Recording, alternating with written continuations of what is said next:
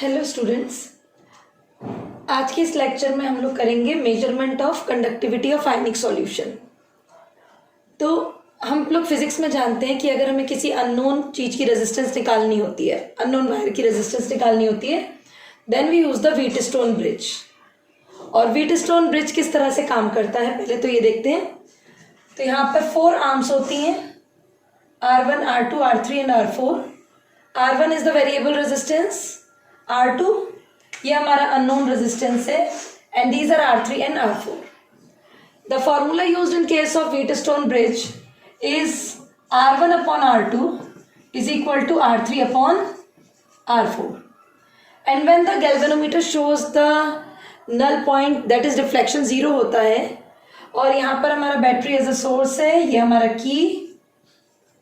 तो जिस वक्त गैल्वेनोमीटर का डिफ्लेक्शन 0 हो जाता है, null point, then at that point R1 upon R2 is equal to R3 upon R4।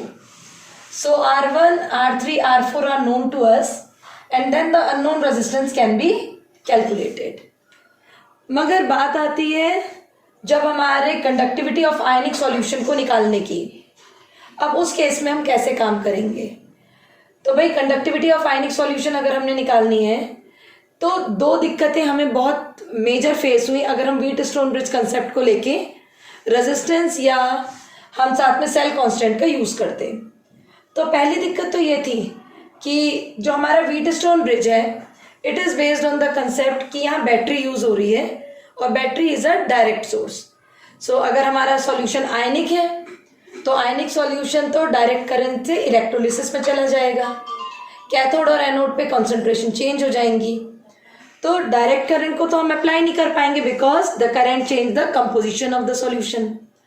दूसरी खास बात कि व्हीटस्टोन ब्रिज तो वायर्स के लिए काम कर रहा है, यहाँ पे सारे वायर्स होते हैं, मगर हम बात किसकी कर रहे हैं? हम तो आज बात कर रहे हैं आयनिक सॉल्यूशन की।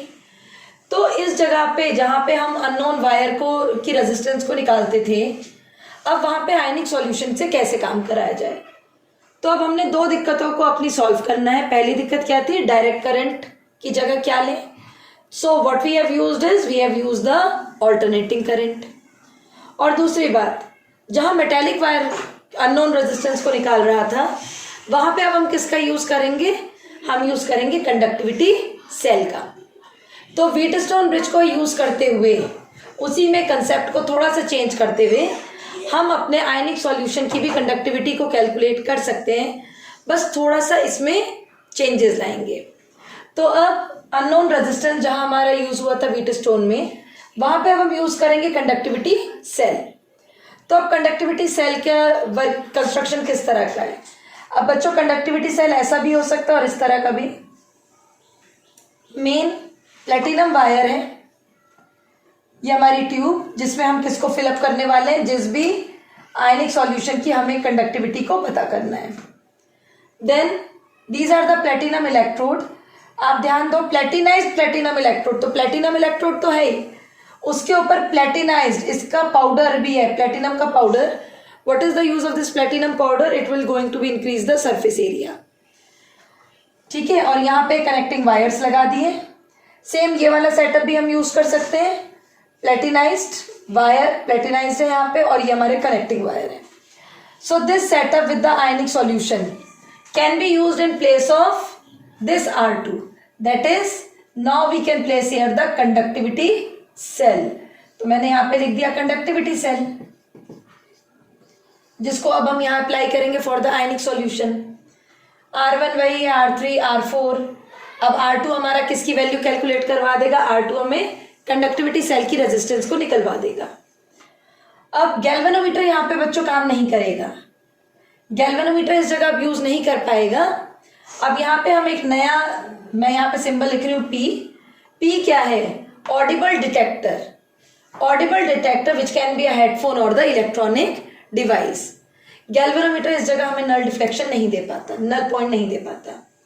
Now we cannot use battery because battery is going to give us the source of direct current. So what we will be doing here? Now in this setup we will be using a oscillator. So what is the oscillator? Oscillator मेरा AC source हो जाएगा 550 से 5000 cycles के लिए. सो O is representing the oscillator here, AC source. R2 is the unknown. अब मैं यहाँ पे क्या यूज कर रही हूँ, इस कंडक्टिविटी सेल को, जिसमें मैंने क्या लिखा हुआ है, आयनिक सॉल्यूशन.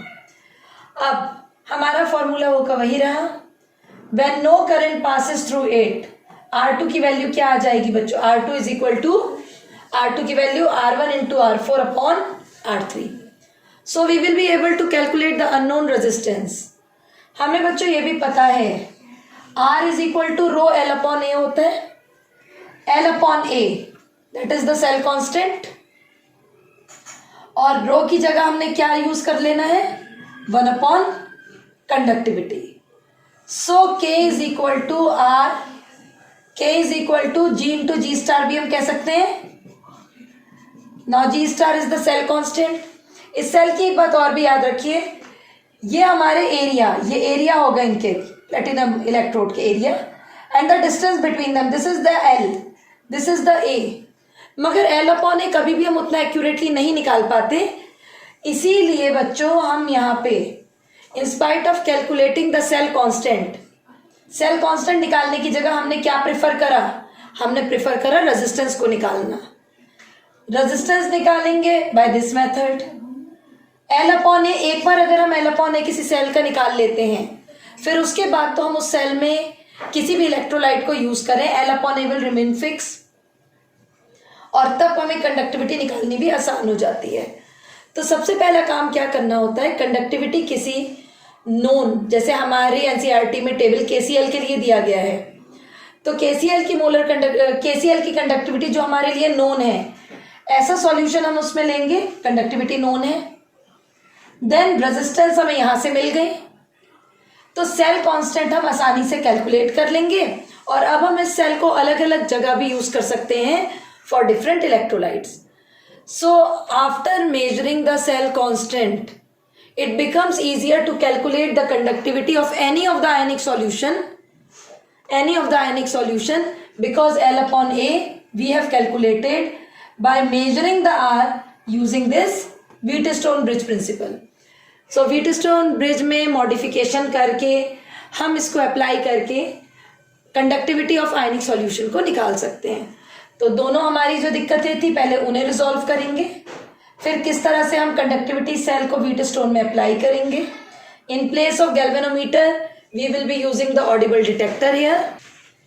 बट स्टूडेंट्स आजकल इतने इनएक्सपेंसिव कंडक्टिविटी मीटर अवेलेबल हैं कि हम उनसे डायरेक्टली ही कंडक्टिविटी या रेजिस्टेंस को कैलकुलेट कर सकते हैं बिना इन सब प्रोसेसेस को फॉलो करें. तो आजकल कंडक्टिविटी मीटर्स को यूज करके भी कंडक्टिविटी को कैलकुलेट करा जा सकता है. So this was all about how to measure the conductivity of the ionic solutions.